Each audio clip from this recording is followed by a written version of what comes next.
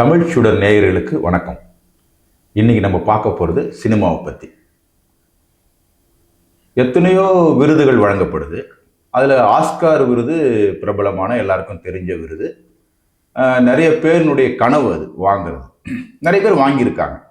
ஆனால் எந்த பார்வையாளர்களுக்காவது ஆஸ்கார் விருது வழங்கப்பட்டிருக்காங்க? அப்படி ஒரு கேட்டகரியே கிடையாது. ஒரு நல்ல பார்வையாளருக்கு ஒரு ஆஸ்கார் விருது அப்படின்னு கிடையாது. ஆனால் பார்வையாளர்கள் இல்லாமல் உலக சினிமாவே கிடையாது.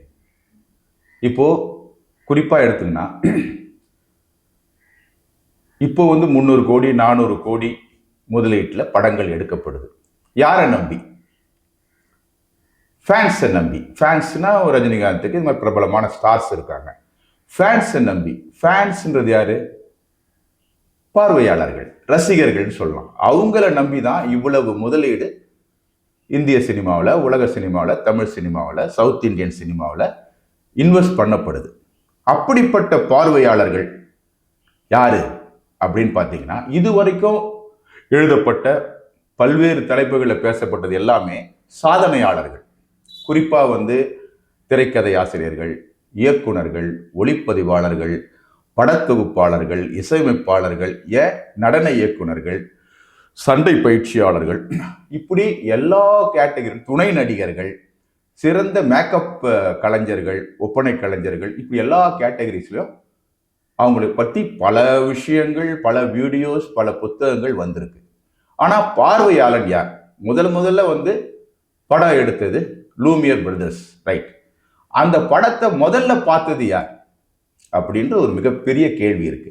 பார்வையாளர்கள் தான் நம்முடைய இப்போ இருக்கக்கூடிய சினிமா வடிவத்தை தீர்மானிக்கிறாங்க. சரி, தமிழ் சினிமா ரசிகர்கள். என்னுடைய நண்பருடைய அப்பா தீவிர, சொன்னா நம்ப மாட்டீங்க, தீவிர சிவாஜி ரசிகர்.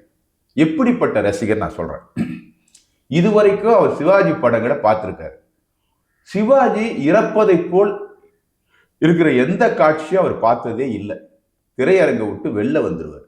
இப்படி ஒரு ரசிகர். இப்படியும் இருக்காங்களா? இருக்காங்க. சில நாட்களுக்கு முன்னால மதுரையில சிவாஜி பிலிம் ஃபெஸ்டிவல், சிவாஜி கணேசன் அவர் நடித்த, நடிகர் தலைவர் சிவாஜி கணேசன் நடித்த படங்கள் திரையிடப்பட்டது. அப்போ ஒரு நண்பருக்கு, அவர் சினிமாவில் இருக்காரு, ஒரு நண்பருக்கு அழைப்பு விடுக்கப்பட்டது. அவரும் கலந்துக்கிறார்.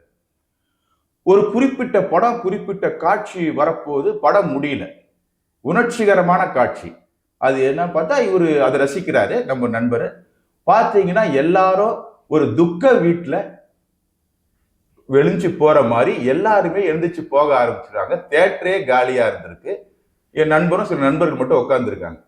ஏன்னு கேட்டா, அது நடிகர் தலைவர் சிவாஜி கணேசன் இறக்கிற காட்சி, எங்களால் பார்க்க முடியாது. எப்படி தீவிர ரசிகர்கள் இருந்ததுதான் தமிழ் சினிமா. இது மாதிரியான ரசிகர்கள் உள்ளது. அப்புறம் எம்ஜிஆர்.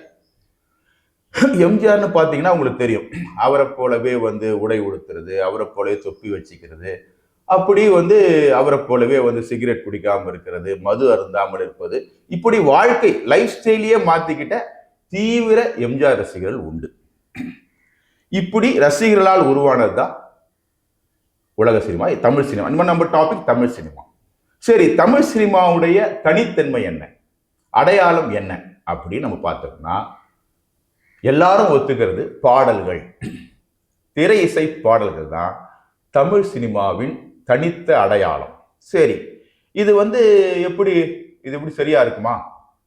என்னன்னா, விமர்சகர்கள் என்ன பண்ணாங்க, சரி யார் பார்வையாளர்களா இருந்தா, திரையரங்கில் எப்படி படங்கள் திரையிடப்பட்டது, அதன் பார்வையாளர்கள் யார் அப்படின்னு பார்த்தீங்கன்னா, முதல்ல தமிழ் பிலிம் இண்டஸ்ட்ரியோ இந்தியன் பிலிம் இண்டஸ்ட்ரியோ உருவாகலை. இங்க படம் எடுக்கப்படாத போது 5 நிமிடம் 10 நிமிடம் கொண்ட மௌன படங்கள் வெளிநாட்டிலிருந்து இறக்குமதி செய்யப்படுது. இங்க கெய்டி போன்ற, சென்னையில கெய்டின்ற போன்ற திரையரங்கில் திரையிடப்படுது. அப்போ 5 நிமிஷம் 10 நிமிஷத்துக்காக டிக்கெட் வாங்கி பார்க்கறவங்க எப்படி பார்ப்பாங்க?